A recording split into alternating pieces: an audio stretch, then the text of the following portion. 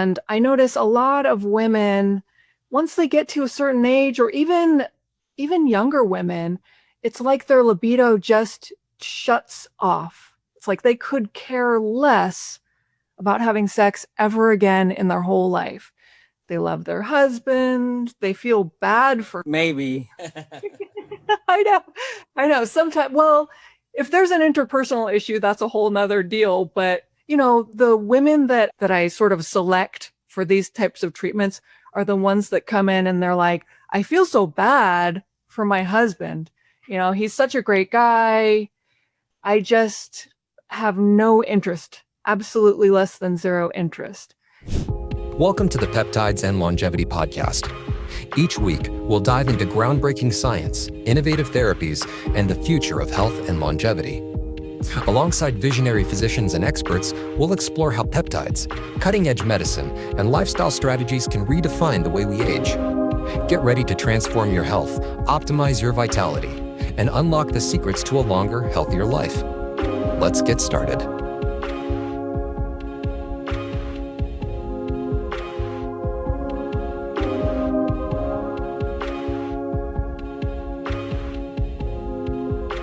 Hello, it's Dr. Kenton Holtorf with another episode of the Peptide Summit. Today we are honored to have Dr. Valerie Phillips, and she's going to be talking about how to turbocharge your libido. So stay tuned. We got to all find out how the heck we do that, especially as people get older. I know women don't talk about it too much. Men don't either, actually. But Valerie, thank you so much for being on. An exciting topic, and so I'd really appreciate it. So Dr. Valerie Phillips, she's a native Angelino, who started studying medical arts as a teenager at a magnet school. She studied biochemistry at UC Davis and subsequently pursued research in neuropathology at UC San Francisco. She also volunteered at the Berkeley Free Clinic at the Native American Health Center in San Francisco and became a healthcare worker there, delivering limited primary care services to the underserved population of the San Francisco Bay Area. She decided to pursue her long-term interest in Eastern and alternative forms of medicine by pursuing a naturopathic medical degree at Bastyr University in Washington. The education was a perfect blend of Western scientific medical thought combined with herbal traditions from across the globe, nutrition, physical medicine, and many more disciplines. I mean, they really bring in kind of everything, which is nice, and I think really that is the way of the future. And I think a lot of these like hospitals set up an integrative, alternative whole department, and they have a regular doctor and a chiropractor, and a masseuse or something like that. And they're really trained to, and they go through all the same rigorous scientific training, but really look body as really holistic as a whole, where I think a big problem with standard medicine is that everything's separate. You go to a gastroenterologist for this, you go to a neurologist for this, you go to endocrinologist, but it's all connected, right? So again, thank you for being on. So what got you interested in, well, maybe that's kind of a weird question. What got you interested in libido? Yeah, and thanks for having me. I'm really excited to do this. It's really fun. So my practice looks a lot like a holistic primary care practice. It's predominantly in this little, cow town up a couple hours north of LA. And so I do a lot of female hormone restoration, female hormone balancing, women's health, that kind of thing. And the way I tend to do it is my ladies come in for a monthly shot. So a lot of times, once we get the hormones balanced, it's sort of like, how's it going? How was it? Maybe we adjust the doses a little bit.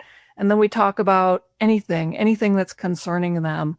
And I notice a lot of women, once they get to a certain age, or even younger women, it's like their libido just shuts off. It's like they could care less about having sex ever again in their whole life. They love their husband. They feel bad for maybe. I know. Sometimes, well, if there's an interpersonal issue, that's a whole nother deal. But, the women that I sort of select for these types of treatments are the ones that come in and they're like, I feel so bad for my husband. He's such a great guy. I just have no interest, absolutely less than zero interest. Yeah. And do you find that women may not say anything because they think it's normal because none of their friends have libido? Yeah.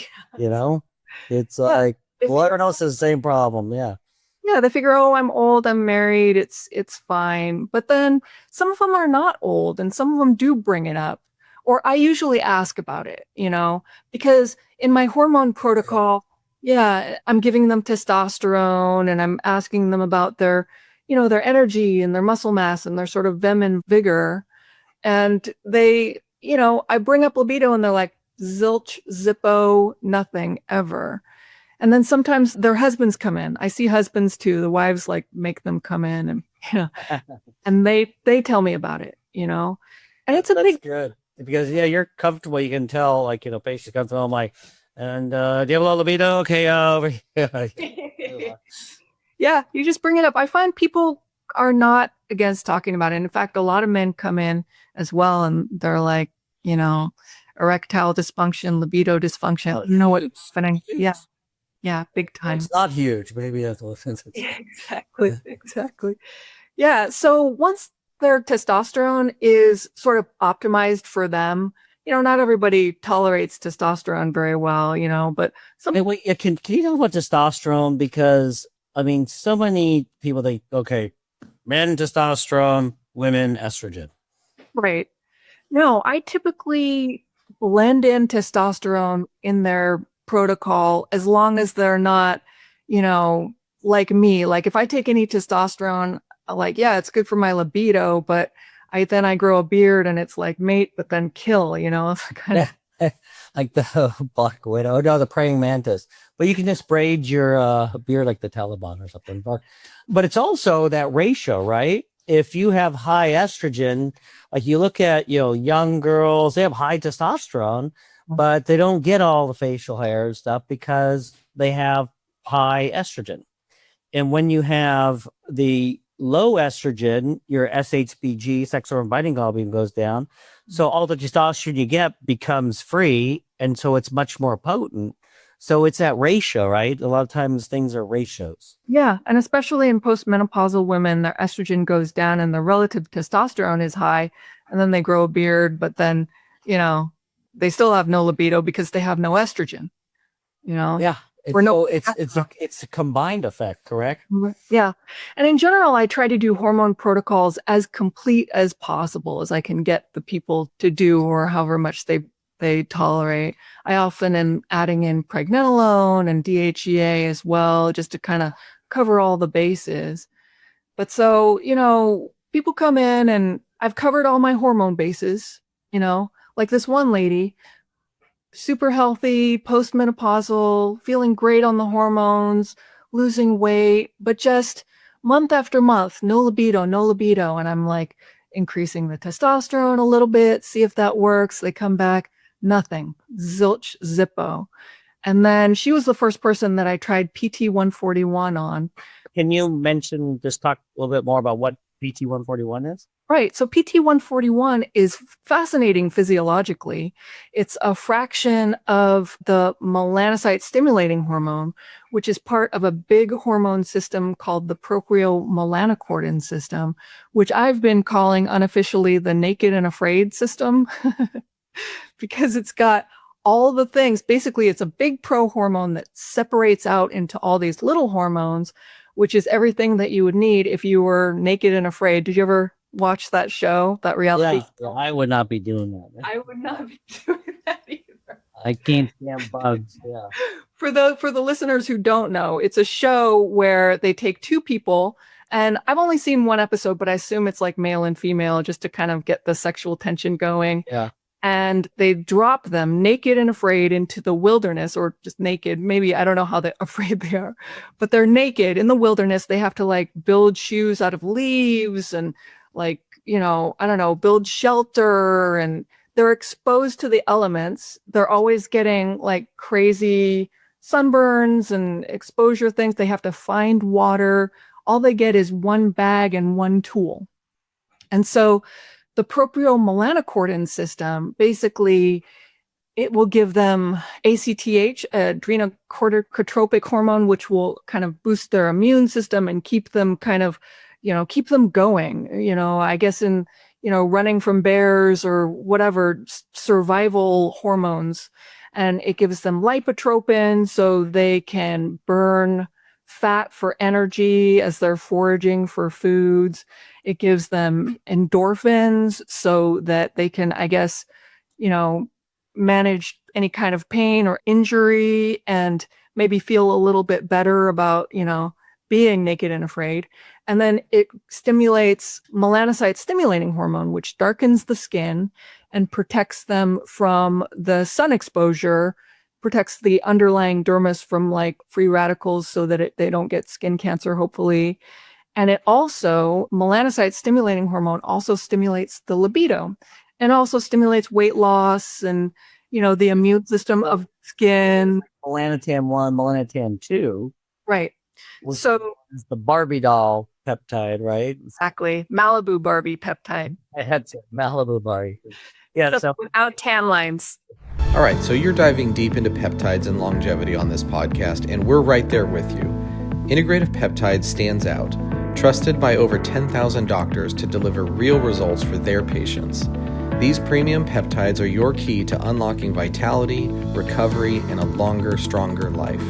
Visit integrativepeptides.com and use the code PODLIFE for 10% off your first order. Again, integrativepeptides.com. Use the code PODLIFE for 10% off. It's time to elevate your journey, starting now. You get tan, you lose weight, and what's the last thing?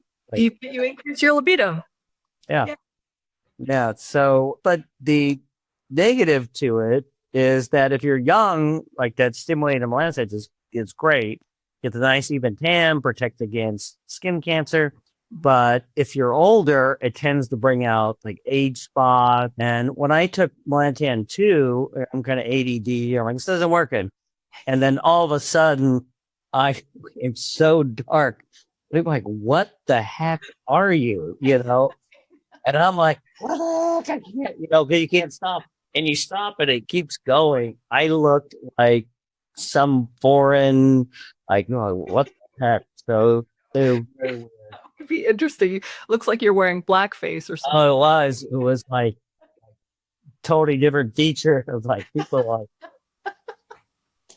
That's so funny. Yeah, I experimented on it with myself as well. I found it worked great for libido stimulating stuff, but I also was a little bit concerned that I was getting like kind of weirdly dark as well.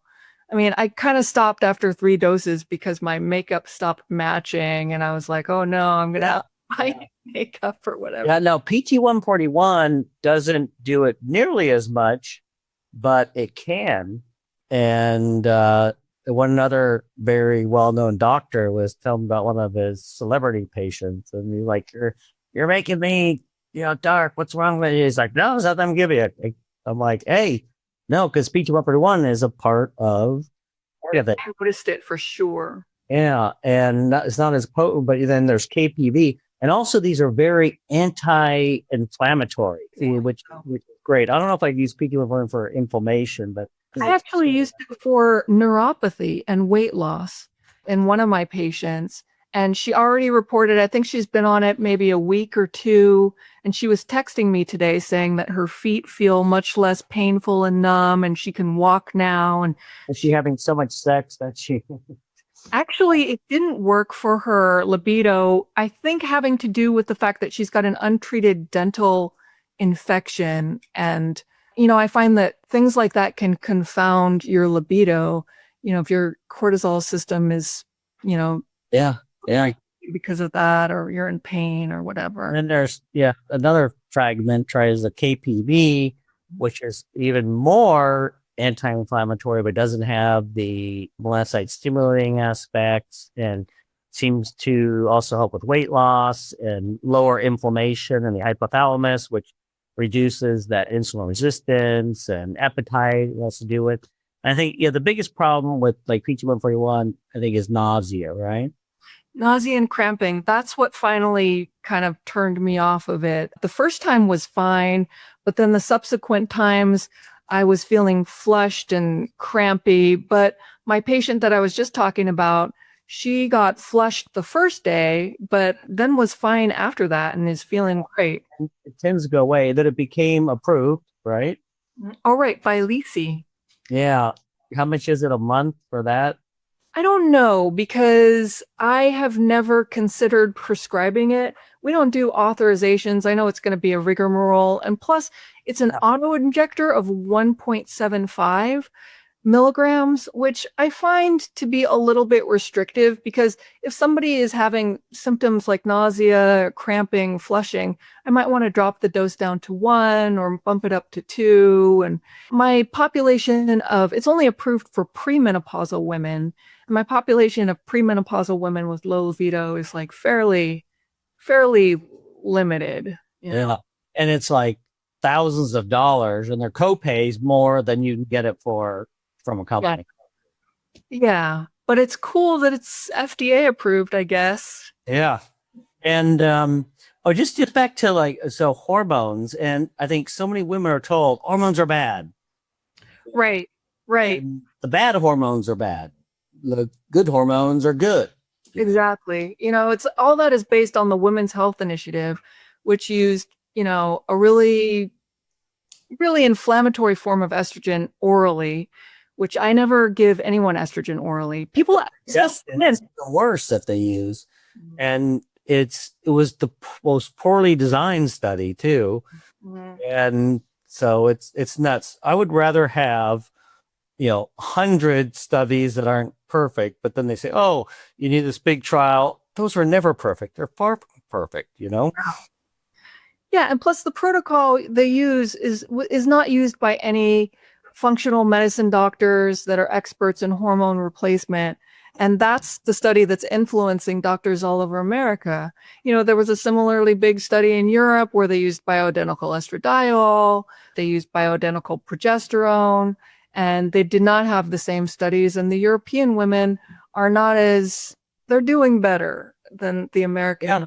And, I did a review of all the literature on bioidentical versus synthetic of the bioidentical hormone debate, and looked at every study head to head, shows the bioidentical hormones are safe, lowers the risk of breast cancer, Alzheimer's, cardiovascular disease, while synthetic hormones, especially synthetic progestins, then you add an oral synthetic to that, it increases clotting factors. And if you look at the Women's Health Initiative, they knocked off most of the people in the first year, probably from combination of the oral estrogen going through the liver, increasing clotting factors, and the progestin increases clotting factors. Yeah. And that's when they all died from a heart attack was the first year. Yeah. And people and doctors don't get the difference. And even the literature calls it progestin, progesterone, and they'll say, or estriol, which actually is an estrogen that prevents cancer. They say, oh, it's like they're trying to ban that. Yes. And even the drug companies say, oh, there's no study. Well, wait a minute. Your company has it approved for sale in Europe. Is that what you're saying? There's no studies in America. It seems kind of political or financially motivated, and it's strange. It's strange. Okay, where were we? I always get off on the tangent. Right. So, right. And when people are concerned about cancer, I give them your article. I think that's a really thorough article about hormone safety. And generally, as long as people don't have an existing cancer, I'm not brave enough. I know that there's some oncologists that actually use or maybe used to use high doses of estrogen to create apoptosis, but that's not anything that I would feel comfortable doing. Yeah, so Uzi Reese has a book out, or it's about to be out, about estrogen, giving estrogen with cancer. Yeah. And this whole estrogen receptor, progesterone receptor is so oversimplified. And in general, if you want to prevent breast cancer, take progesterone. If you want to get breast cancer, take progestin, Right. Yeah, but it gets confused in literature because they call progesterone, Yeah, huge difference. Huge difference. Patentable, profitable, progestin. Regular, normal. But yeah, I just want to have to tell women who are doctors, they go to HMO doctor, whatever it may be, oh, don't take hormones. Okay, you're going to increase your risk for dementia, Alzheimer's, cardiovascular disease, neurodegenerative disease, osteoporosis, autoimmune. I mean, all these things. And They're giving birth control pills out by the handful, which is like the worst. And your quality of life is going to be worse. You're not going to live as long. But they say, oh, you don't need it. You don't need. Well, no one needs anything, right? People come to me, postmenopausal women or perimenopausal women come to me desperate. They feel horrible. Sometimes they can't even do their jobs anymore because the doctor goes, oh, you're just getting older. And the doctor probably feels worse than they do. That's why they don't take. I mean, the mood disorder issue is depression too, dramatic increase in depression. And anxiety and sleeplessness. How can women be expected to be functional in this day and age where you have to do so much just to stay ahead? If they can't sleep, they can't stop shouting at their, partners or children. Their relationships, Yeah. Or it's like postpartum depression. They have all these things. And, you have these huge levels of estrogen, progesterone, then it crashes. And you wonder why they're depressed. I mean, you give them estrogen, progesterone, thyroid, the majority of postpartum depression dramatically improves. Instead, they're giving them, they don't have a Prozac deficiency. Exactly. It's like, fix this other stuff. And 9 times out of 10, you're going to see people go, oh my God, because postpartum depression is scary. Yeah. Like, I'm depressed. I got this beautiful baby, but I don't feel it, Yeah. And a lot of people, once you start them on hormones, they say, oh, it's like night and day. I feel like myself again, which is. I get so many texts just from like friends and even people work with. Oh my God, I'm a new person, Yeah. Yeah. It's very rewarding. And so there's so many ways to do it in general. I'll let you speak, but you can take oral. The problem with oral synthetic estrogen is going to really increase clotting factors and cause a lot of inflammation. I never give oral synthetic estrogen. Oh, I know. I'm just saying in general. And then oral bioidentical, not as bad, but it's still going to increase clotting factors. But so if you give the estrogen, a different way, topical or shot or pellets, I'll let you. So I don't do pellets for estrogen because, first of all, I believe that estrogen should cycle up and down. If I can, I like to do the shot because it cycles and it kind of mimics the natural cycle. And there's different molecular cascades that happen when estrogen is rising and when it's falling. And I think that that's wonderful to do with progesterone as well. And at testosterone as well. Kind of, women are we're designed for all these fluctuations and we're trying to sort of keep it as natural as possible. Yeah, got to tell me. Right. Exactly. Just kidding. So if people can't or don't want to do the shots, then my next go-to is the topical estradiol formulations, like a 1% oil, and they just put it on the wrist and go like that. And that seems to work okay. But a lot of people forget to do it, and so they get these unnatural or like inoptimal fluctuations. The same with the progesterone. I like to do progesterone orally if possible. It's great that Prometrium is bioidentical, except that it's in peanut oil, and sometimes that's a problem. And it's expensive. You get a compound for so much less. And I like oral progesterone. And there's, then there's another debate over saliva testing versus serum. Yeah. But I've had a number of people come in like on transdermal. I think progesterone should be taken orally as the opposite of estrogen, is that you get much higher serum levels. But the people who do saliva testing argue, well, the tissue level is higher. But I've had some people with endometrial hyperplasia on transdermal progesterone. So I'm a little, biased, but there's 2 camps and they all have evidence behind them. Yeah. And I'm squarely in the blood testing camp. I just think that I've seen too many saliva tests where you just have crazy unnatural spikes, probably because of gum disease. You get just a touch of blood and then it's just astronomical and people get worried about that. And blood isn't perfect either. You know? There's no perfect test. I think that's a great point. Every test is a piece of information. Yeah. Well, and I don't understand, like, so many doctors I see, the patient will come in and the doctor keeps doing the same test that's abnormal, but they don't do anything about it. Like, why did you run the test? They go, oh, it was a false positive. Well, why did you run the test? You know? Yeah, mostly I go by symptoms, but I use the test. That's the key. Yeah, I use the test as sort of like a touchstone baseline, you know. And kind of also on that is certain women that, you know, what's optimal is, let's say you get an athletic, thin, like small breasted, small hips, athletic. They're not going to need much estrogen. Yeah. You know, they're going to feel better with testosterone because they grew up with low estrogen, high testosterone, where more of a full figured woman grew up with lots of estrogen, and you're going to have to probably give her more to make her feel better. Yeah.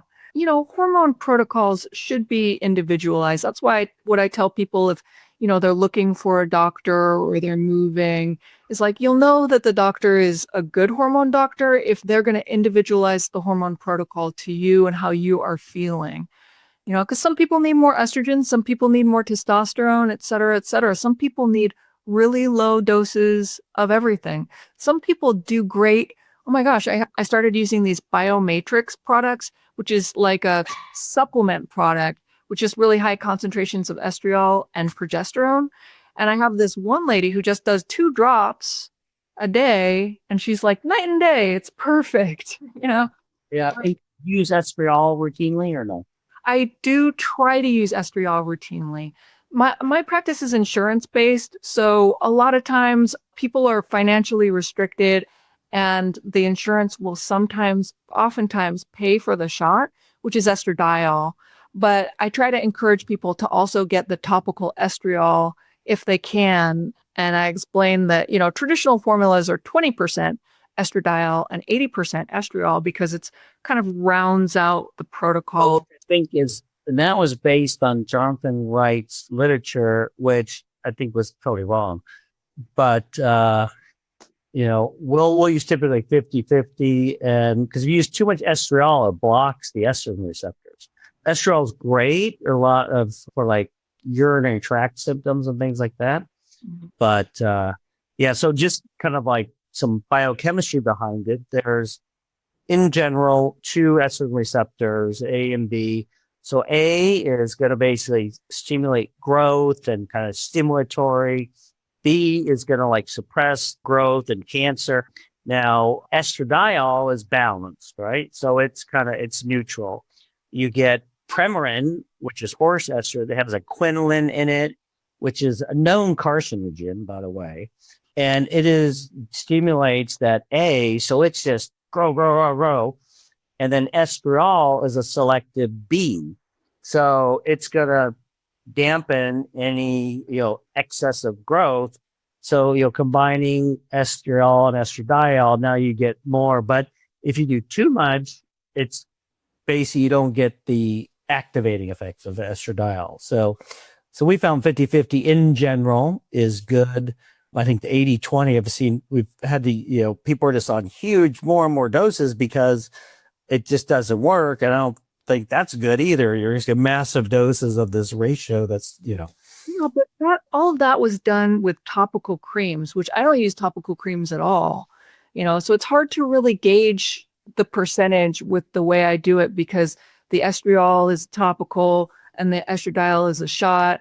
And so I just kind of modify it until people feel good. And you get a lot of aromatase in the skin. You get, you know, it's like when giving men testosterone, especially overweight diabetics, you know, they're doing these testosterone creams and it upregulates in the skin, the aromatase. So it converts it all to estrogen.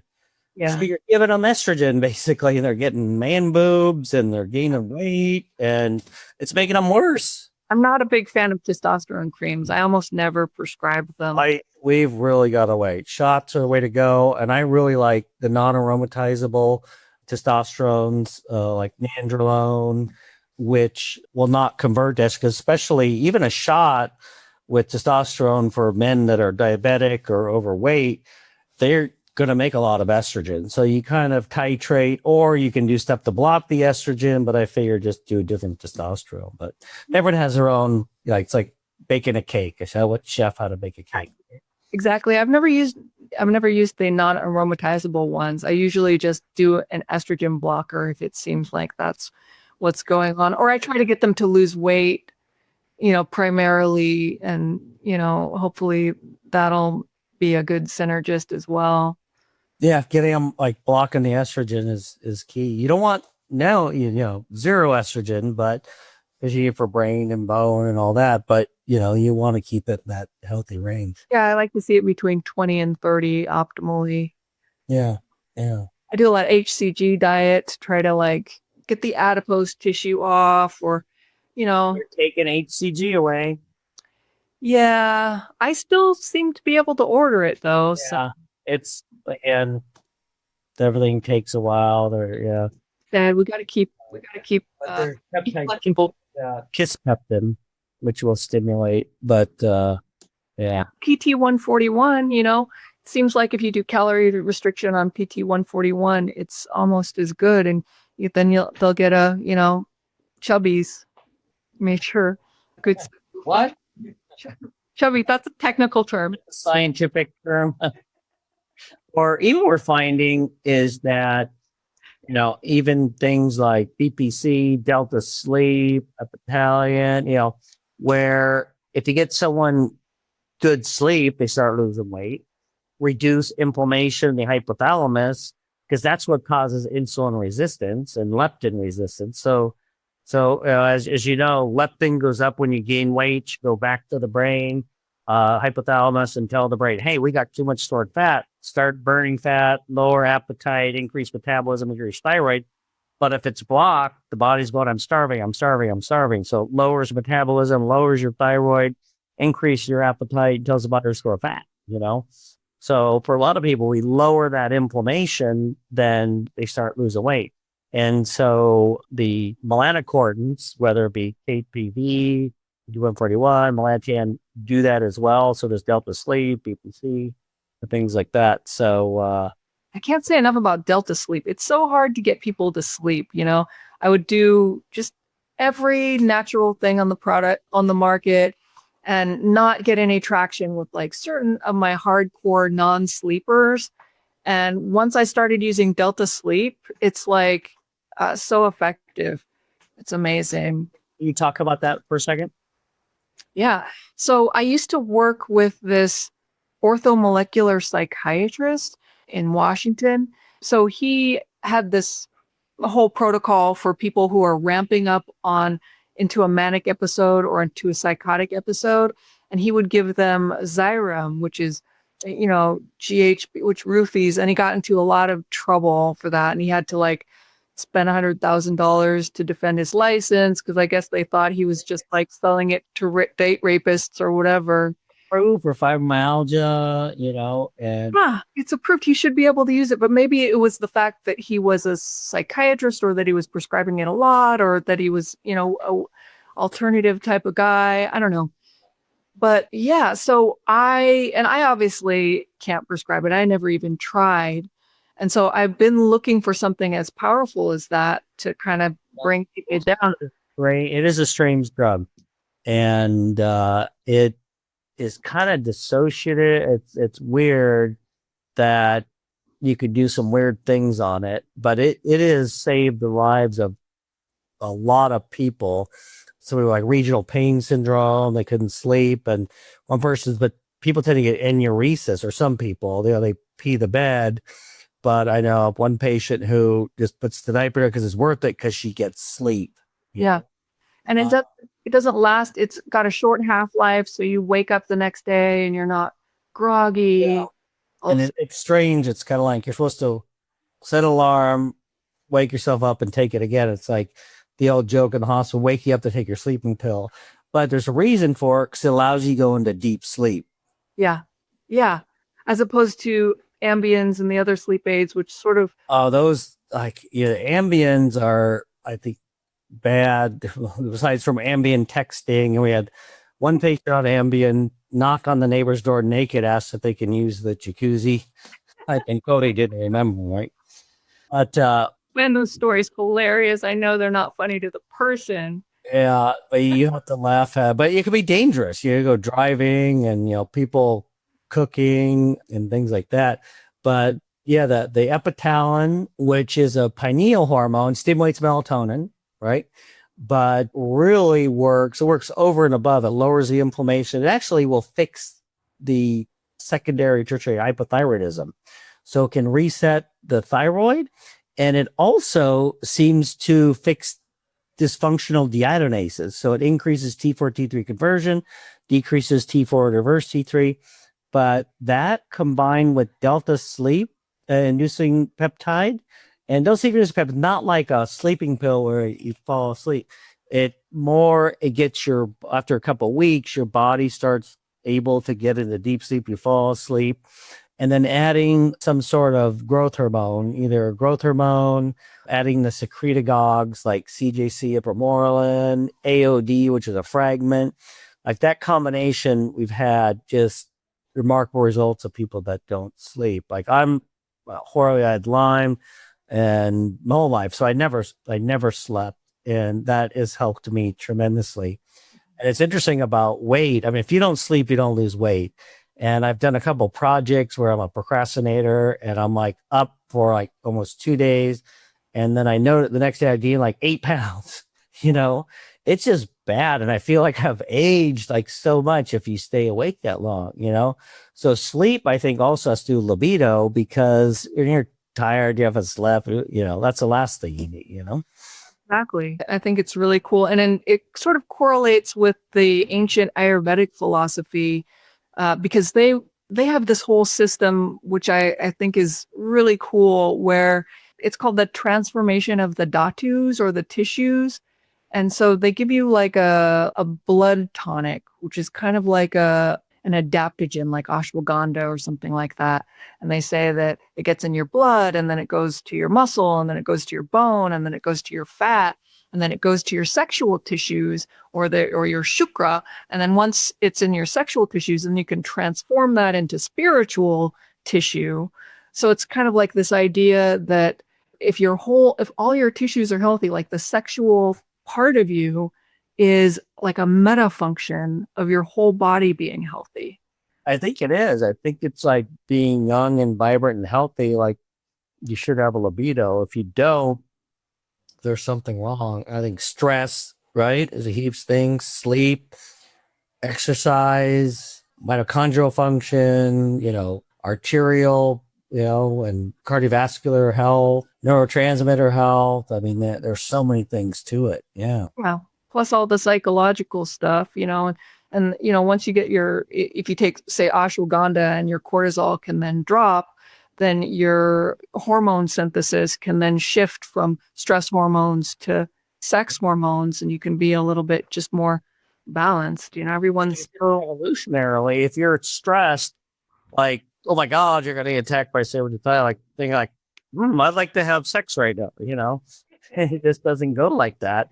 And I think people are just stressed to their limit, Yeah.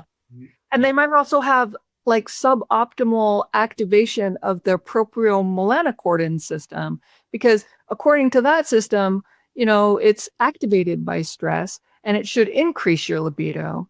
But there's something that is not functioning that way in our society. I think it's because our stress is of a particularly... And I think it's constant because we're not made to be like, what is it? We're on our phone. We're like, oh, does someone text me? Someone text me. Like, I don't even, growing up, we didn't have computers. We sent letters. You'd send off a letter, wait a week, Now it's like, why have they texted me back? Why have they texted me back? And you got traffic. You've got, 10 things going on. You got, kids running around. It's like, I think everyone's just ready for the circuits to break, All the biotoxins in your brain. And Oh, and then, you got Roundup, plastics, pesticides, BPA, all this stuff. Mycotoxins. They're neurotoxins. And yeah, you get mold. And for instance, kind of like neurotoxins, I found, I started stuttering so bad that I wouldn't carry a cell phone because I couldn't say hello. Oh. Then I was actually to go to a stuttering clinic, which actually happened to be one of my buddies on my residency rotation who stuttered, brilliant guy, but he just really had bad stuttering. And he started a stuttering clinic in Irvine. I was going to go. Then I read an article on aspartame. And then it showed a neurotoxin. I went off aspartame. 2 weeks later, I didn't stutter. That's amazing. If I get I switched from Starbucks to Coffee Bean, and they put in their sugar-free stuff, one was Splenda, one was aspartame, and all of a sudden I start stuttering again. That's interesting. And it's hard to get off of. It's like Diet Cokes. I was addicted to them because they're excitotoxins. Yeah. They're toxins, and that's just what they say is good for you. Yeah. Just with all the stuff that's That's so interesting. I had this one patient who all she ate was Greek yogurt, and she would take aspartame packets and pile them high like a mountain on top of the yogurt. It's addictive. Yeah, I was up. It wakes you up way more than caffeine. Oh my God. She was intolerant of dairy too. I did the food sensitivity testing for her, got her off dairy. It took like a year to get her to stop taking aspartame, but she had been diagnosed with bipolar, and just all that excitotoxins. And then she went through like an early menopause. Oh my God, you're in bipolar. Wow. Yeah. I think the hormone deficiency combined with all the excitotoxins really was behind what was a serious mental illness for her. Now she's stable. She's fine, Yeah. It's amazing. Yeah, and I was drinking 8 liters of Diet Coke a day. Oh my God. I have patients like that. It's so funny how addictive it is. It's crazy. It's like the high fructose corn syrup has the same type of metabolism in the liver as alcohol, except you never get drunk. Yeah. So bad. That's everything. Yeah. And so you find the hormones play a big part so do you fix kind of the hormones first and then go to peptides? Sometimes I consider hormones a little bit more foundational than peptides, probably just because they're less expensive and my population is kind of a little bit lower income. I'm like, let's see what happens with the hormones. Nobody knows what they are. They don't know what peptides are. Yeah, exactly. So, if the hormones are there, then I might go to peptides as the next step, or I might try to use, an Ayurvedic adaptogen herb for a while, but I haven't been too successful with those. So I'm jumping to the peptides a lot more these days. I'm really excited about one I haven't used yet, but I'm excited to use, which is VIP, vasoactive intestinal peptide. Apparently great for biotoxins, like mold toxins, as well as vaginal restoration and also things. Yeah. You use that one for? I'm not impressed with it. And it also increases Th2 inflammation. So there's reasons for and against, but there was a big critique of Shoemaker's work. He's brilliant, not the nicest guy ever, but where even his HLA antigens, there's no data to show that this makes you more susceptible and a lot of stuff. It's kind of he goes from here to here, and there's a lot of things that vasodiesel does, but it also has its double-edged sword a little bit, or with the incontinence, that amazing BPC, just oral, will eliminate stress incontinence in a huge percentage of patients, I'm addicted to BPC. I can't live without it. Yeah. And we've talked so much about it on the summit, but because it does so many things, and I worry that people are going to go, oh, it's like snake oil. It does everything. When I give all the studies too, it's does this. And I get comments like, oh, what is this? The new, miracle thing? Well, here's the literature, you know. It worked really, really fantastically for me. I had this hand pain that I did all sorts of things for. I inject ozone into it and I'd wrap it and I took all these things. I did a whole mycoplasma treatment and it was like, okay, it got better. But then when I met you and Lori gave me a bottle of BPC, the next day it was 90% That less. all the time. Yeah. Yeah. It's like at conferences, we'll just say, or I don't know how many times it happened where the head of the conference won't let us, like, well, you can't do this. And like, here, take some BPC. So you're limping. They're like, you can do whatever you want. You guys are awesome. But sometimes I give it to people and it doesn't work. And you were telling me that candida is maybe a confounding factor to BPC. Well, it's actually very antifungal. Oh, okay. Yeah, I don't know. I've been trying doing a candida sort of protocol and then retrying it again if it hasn't worked in the past. But I have some people with such severe joint dysfunction that it seems like, I have a couple people where I'm at walls with, and I'm just trying. I mean, do they have degenerative joints or? I have this one guy who broke his ankle while rock climbing, and it was like hanging, and he had to hike out. Oh, Yeah. And he had to, I was doing ozone injections and et cetera, all sorts of things. And it would help a little bit. Then he got an ankle replacement and then everything. ankle replacement? Ankle replacement. Yeah. I haven't heard that in a long time. Yeah. And I think it was appropriate for him because there was just a lot of hardware and the hardware was sticking out and it was just, it was a mess. And so the ankle is maybe doing a little bit better, but he now has some sort of autoimmune, uncharacterized inflammatory disorder in all the joints, the shoulders and everything. And the From is it from the implant? The shoulder was hurting before the implant, but the ankle hurt so much that he wasn't talking about the shoulder. I would check a cobalt level. Some of these places will give off cobalt. You can check.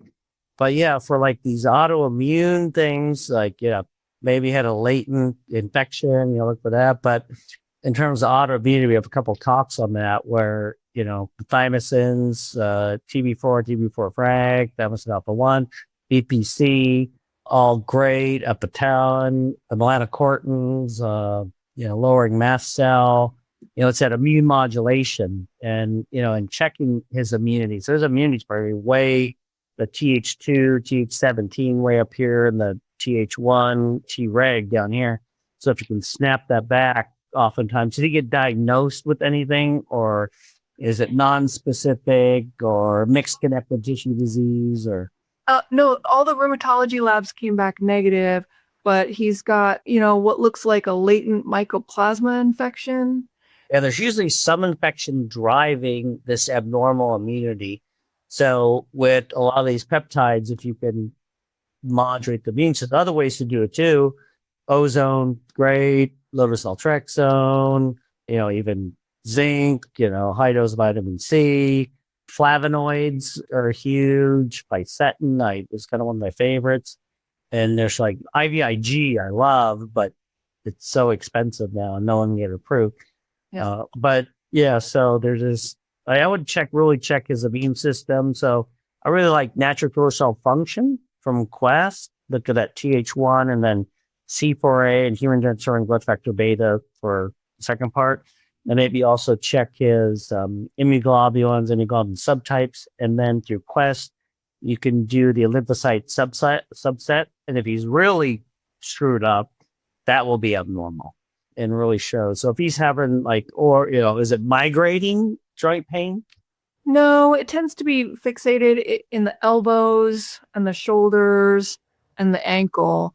I also find that sometimes food intolerances can cause systemic inflammatory reactions. And the gut is just sets everything off. And that's the problem. Everything's a vicious cycle, right? wow, yeah, And where he could have 5 things, but as soon as he gets 7, now he gets symptoms. you know?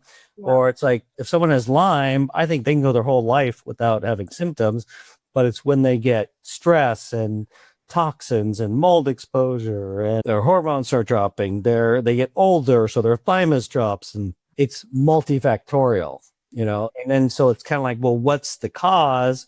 Then they get reactivating viruses, which makes it worse. So, well, is that really the cause? No, but now you may have to treat it. You have to treat all these different things, and they get immune activation of coagulation. So they got fibrin all over the place. So nothing works. So it doesn't get in there. Oxygen takes, usually 2 seconds to get in the cells. Now it takes up to 2 minutes. So you got to clean that out. So, everything's so multifactorial, multi-system, which is the big weakness of standard medicine. Yeah, you have to kind of do everything. And people come in and sometimes they're like, well, I want to try one thing at a time and see if it works. And I'm like, well, that's one way to do it. But try everything is a lot. And I talk to patients and I'm like, you're right. I get it. You want to know what works. I'd rather have it work and then go back and figure out, because a lot of times you do treatment A, doesn't work. Do treatment B, doesn't work. Do treatment C, it doesn't work. You do them together, it works. Yeah. You actually need A, C, D, and E, Yeah.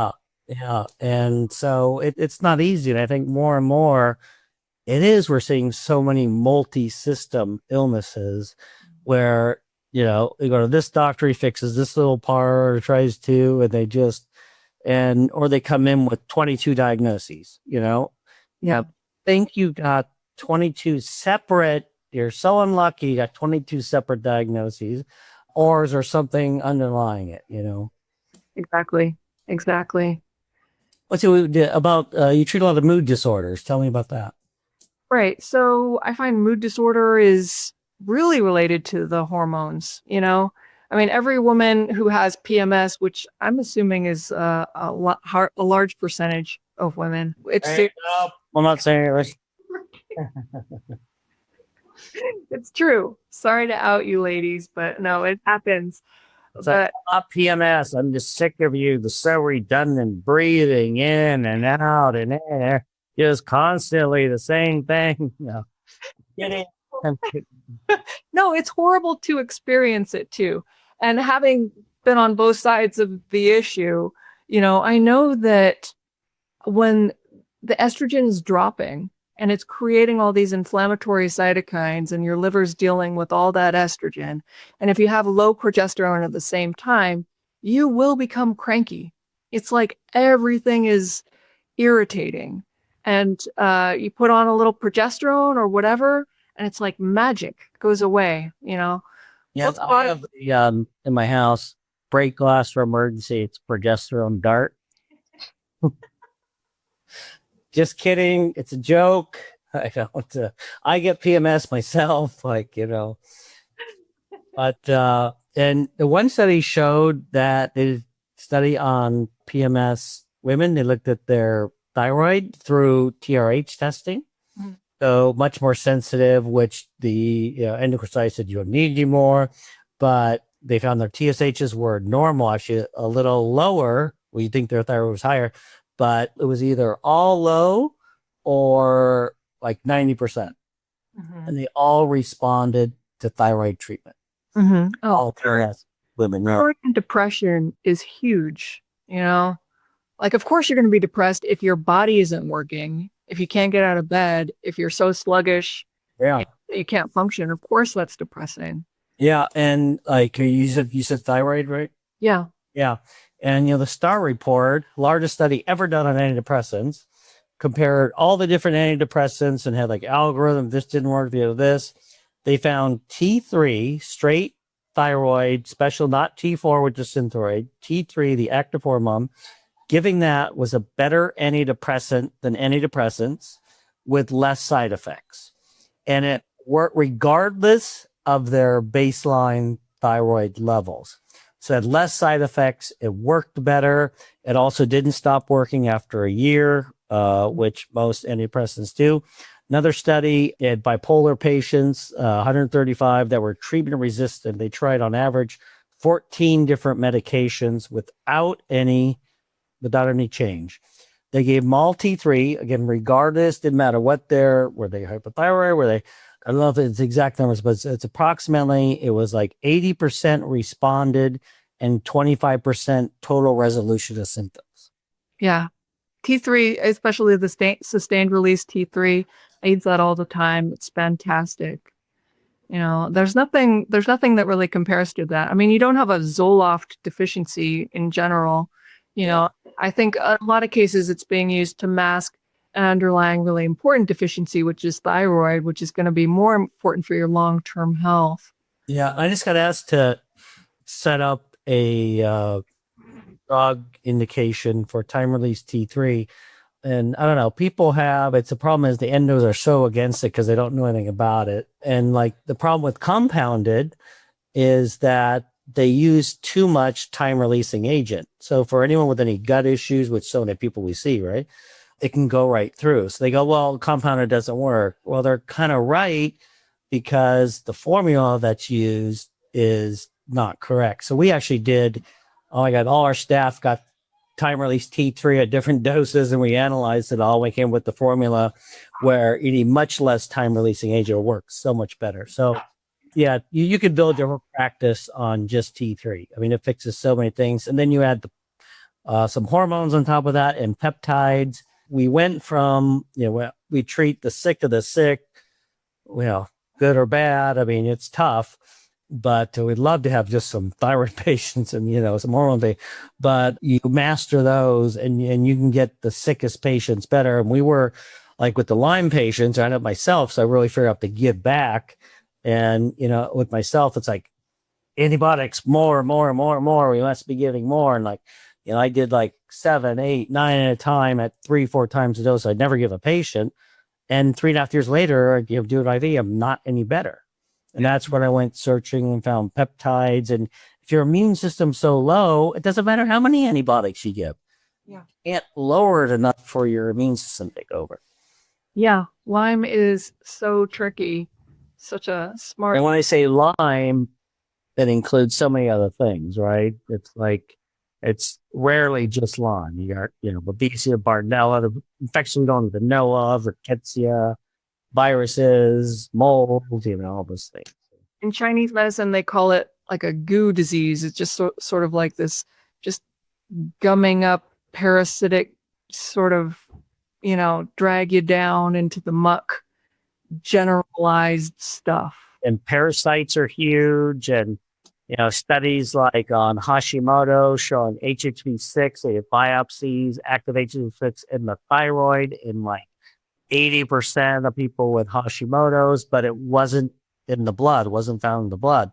Also, Parvo B19. Mm-hmm.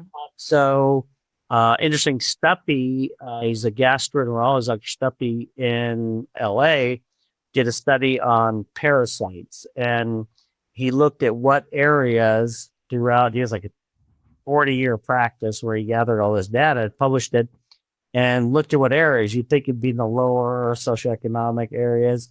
It was in all the high socioeconomic and Beverly Hills, like, Santa Monica, the nice areas. And we're like, what could it be? First thought was cats or sushi. Sushi. So, yeah. And I think that's probably the number one thing I think of. So if I eat sushi, I bring a linea with me and take it with it. But yeah. Have you ever done any of the parasite therapy, helminth therapy? No, I'm so basically what she's talking about is you take these and it modulates your immune system. And for instance, you look in third world countries, they don't generally get autoimmune disease. Because they have particular parasites that modulate the immune system, and gentle parasites that hopefully don't create a large parasite burden, but they upregulate T regulatory cells. They increase the gastric mucosa. It's such a hard thing to get your mind around. My goal, I did it for myself because I wanted to see if I could reverse my food sensitivities. Because I couldn't eat sugar, I couldn't drink alcohol. I would get ill if I did either of those things. It is pretty limiting. No Thai food, no business drinks, whatever. And it worked. It worked fantastically, but it took me a long time to sort of build up the courage to be able to do it, Yeah, it's like the old days, you eat the tapeworm. Yeah. And I do worry about, like the parasites and, basically mast cell, but it seems to work. Like we'll use bee venom on some patients, which I've seen it work fabulous. I've been wanting to use bee venom. I haven't gotten a good source of it yet.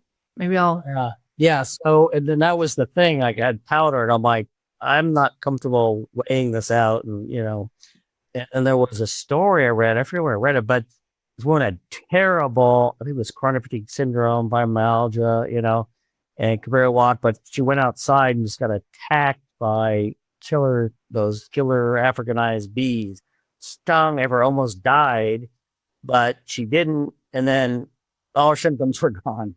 Yeah. Yeah.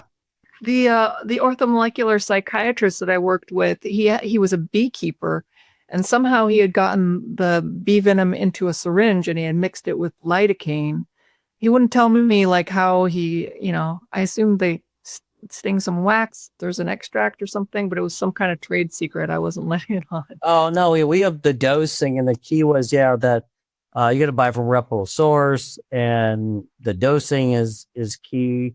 But yeah, we have it. We started using it, but just kind of, I don't know. We just kind of stopped for whatever reason. But we can certainly get it. It works. It's just picking the patient that it works in. Or LDA. Do you like low dose allergen? I haven't done too much of that stuff yet. I'll do, low dose naltrexone, and I'll try to kind of, shift the immune system that way.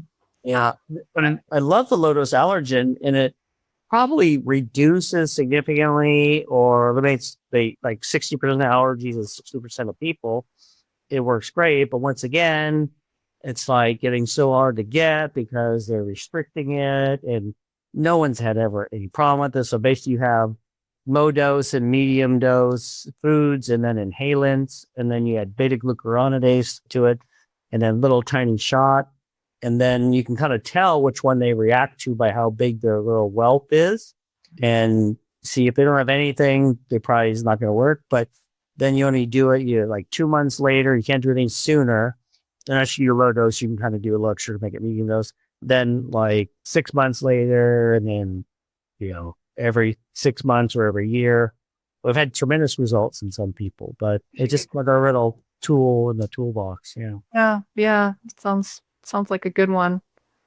And someone comes in with low libido, what's your kind of approach?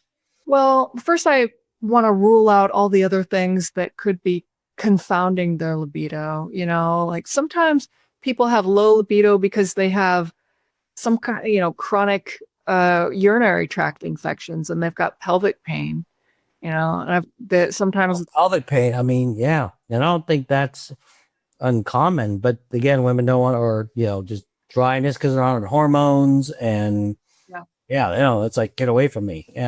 Yeah, exactly. They instinctively are like, don't touch there, and they might not even be aware, because if you have a urinary tract infection that's low level chronic for long enough, it just becomes your new normal, and some of those infections don't show up on cultures. Maybe they're mycoplasma or something. They're not growable. And they're in biofilms. Yeah, exactly. So I try to address that. I'll go into gut dysfunction. If you're chronically, I have this one patient who she would like to want to have sex, but she has chronic kind of explosive diarrhea. She's had her colon removed, and, all sorts. Yeah, that's not sexy, Right.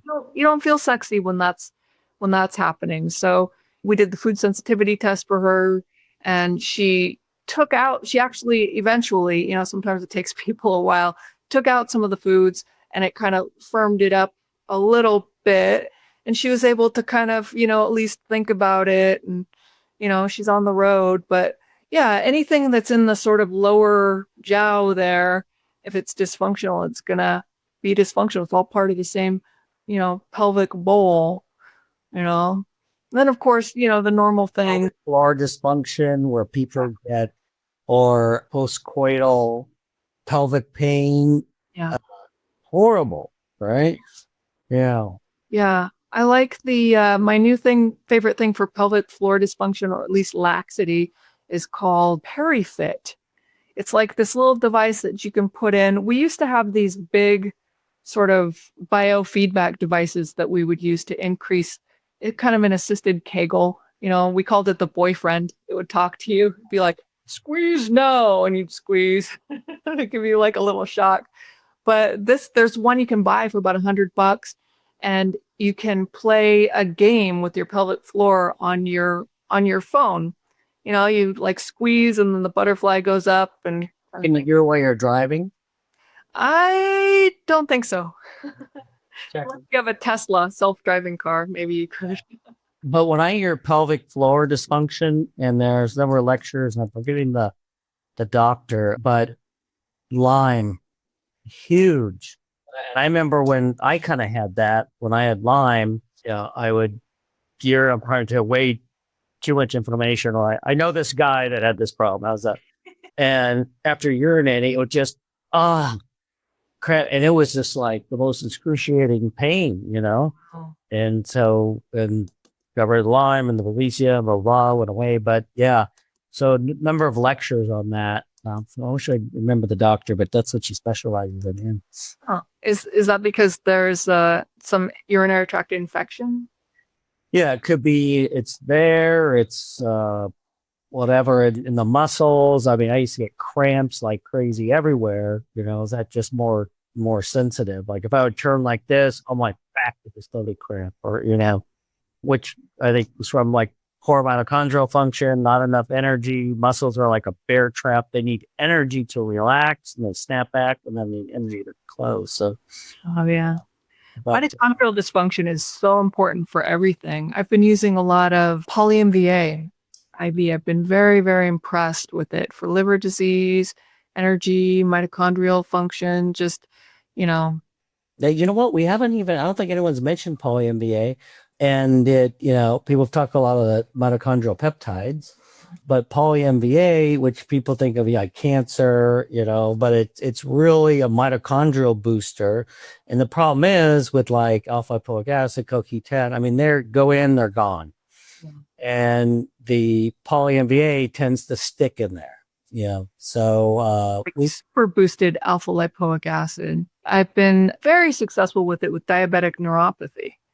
Makes sense. Diabetic neuropathy is a mitochondrial problem. It's a oxidative and mitochondrial problem, which goes together. When the mitochondria get dysfunctional, they pump out, reactive oxygen species. They pump out all these oxidative substances. And then peptide-wise, PT141. Yeah. I have never seen it not work, really. I'll tell a quick story. I hope this, but so we been doing this stuff forever, and we were talking about hiring him, but went to dinner a couple of times, and we talked about PT141. He was, let me try it. And he was getting up there in years and kind of shaking, and I had some in my car. I gave it to him. He dropped the first vial on the ground, broke, and then he got the next one. And so we saw him again a couple months later, dinner party. We asked his wife, well, how'd it go? She said, well, it was okay. And then we ended up talking to her like a couple hours later, and she had a few drinks. And then we're like, so you said that really didn't make a difference? She goes, well, let me tell you, he was riding me like a horse all night. Kept going and going and going. And we're like, whoa. And, she's like 75 or 8, I don't know. And we're like, whoa, And so it was funny. So it matters of when you ask them. It works so well in men. I think it works better than Viagra because it gets that central nervous system. Oh, yeah. When Viagra doesn't work, I've never seen it not work. Mm-hmm. Yeah. Some people, nausea is an issue. It tends to go away. But also the pigmentation issue is an issue for some people. Yeah. Depends on how often they take it. Less so with than melanotan too, but still seeing it again. Yeah. And some people have no problem. Yeah. A lot of people love the pigmentation issue. Yeah. If you're younger, you get a nice smooth tan, but for me, yeah. Yeah. So you'd be able to use it. I wouldn't. We'll accuse you of doing blackface. That's it. Final thoughts. Well, what's your take-home message for doctors and healthcare providers and the general public, lay people watching this? What do you want to tell them? Just that libido is an important issue. If a woman or a man or one half of the partner has absolutely no libido, it can destabilize a whole relationship. It's huge. I have people that are happily married, except that they don't have sex ever. And they tolerate it, but they're not happy. I think that's way more common than anyone knows. Yeah. Yeah. And really, as functional medicine doctors, we're here to enhance quality of life. We want people to be as happy and as functional and live the life to their fullest. That's what we're here. Part of that, I mean, that's what we're kind of made to do, and you think when you're young, that's like all you think about, and then it's just like, oh, forget it, Yeah, forget it. I'll die before ever having sex again. Yeah. But yeah, it's amazing, the awakenings. I keep thinking about the first person I used it with, where when she came back in after having used it, she just had this happy flush to her face. She Isn't had that funny how it just shows, right?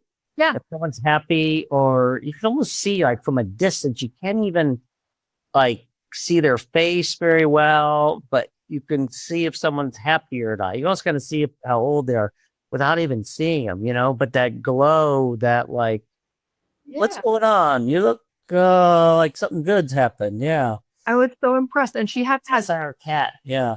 right? She hadn't had sex with her husband for 10 years, and all of a sudden it's like a whole renaissance in their relationship. So fantastic. Wow. I bet he was happy. Like, what's going on here? Exactly. I have a lot of happy husbands in my practice. Nice. Have you gotten a lot of thank you gifts? Oh my gosh. I keep all my cards. I can add some funny ones.